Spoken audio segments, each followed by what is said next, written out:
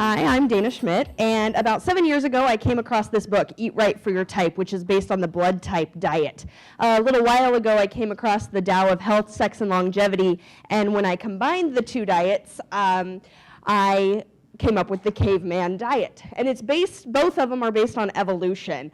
So no matter how sophisticated we actually think we are, our bodily functions still mimic those of our prehistoric ancestors, so we should eat accordingly. Blood type diet is obviously based on the blood type. Type O's, the hunters, they're the oldest and most common blood type. They ate a lot of meat and as a result have a very hearty digestive system with high acid content. If you're a type O, you should eat lots of protein and try to eliminate wheat from your diet because wheat wasn't cultivated back then. Next we have type A's, vegetarians, who developed as a result of infections and bacteria that were killing off the type O's. So eat vegetables. Now we come to recorded history. People started traveling in tribes, so they were eating the animals that they were traveling with, cattle, sheep, this kind of thing. And as a result, they have the most balanced system. So stay away from chicken. Chicken weren't herded. Type AB is the most recent development, and perhaps they're still evolving. We don't really know what's going on there, but they both have strengths and weaknesses of type A and B, making for a wide range of digestive responses. Eat small amounts of meat and avoid chicken, corn, and most beans. So I'm a type A. I started eating more vegetarian, which was hard because I'm from Kansas, where we eat a lot of meat. But it turns out I felt really great eating this way, and I would start to feel sluggish after I would eat meat. So about 5 months ago, I was introduced to the Tao of Health, Sex, and Longevity, and I had no intention of learning how to meditate or anything like that. But I'm the kind of person that if I can do a diet instead of having to work out, yes, that is for me.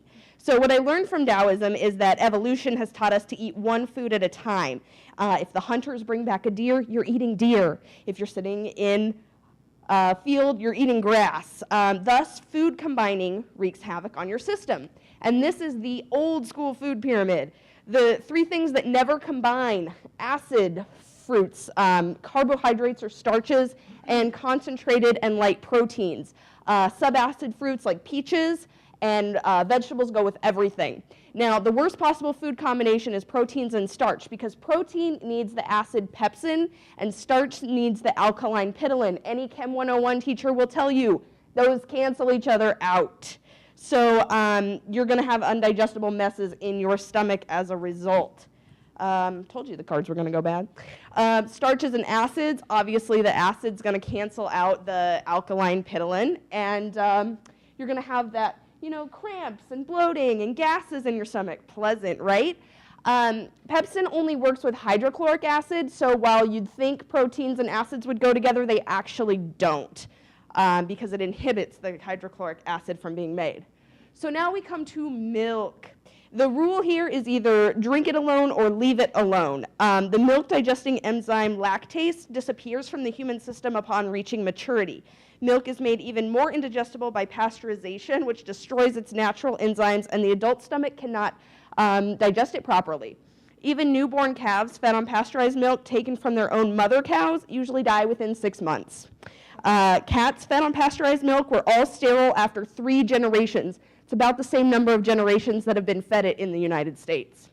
So I don't think I have to tell you why the American cheeseburger, or any sandwich for that matter, is a terrible meal. You've got starch, pasteurized dairy, protein, fat, and acid if you've got tomatoes or ketchup. Throw some sugar in there. Oh, that lettuce, that's good stuff. Go ahead and eat that.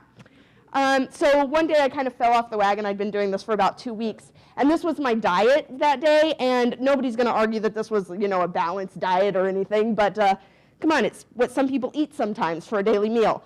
And that's what I felt like afterwards. Charlie Sheen after a night out. So,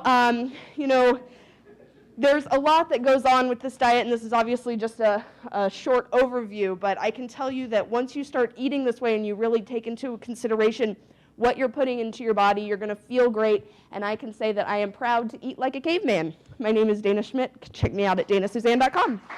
Thank you.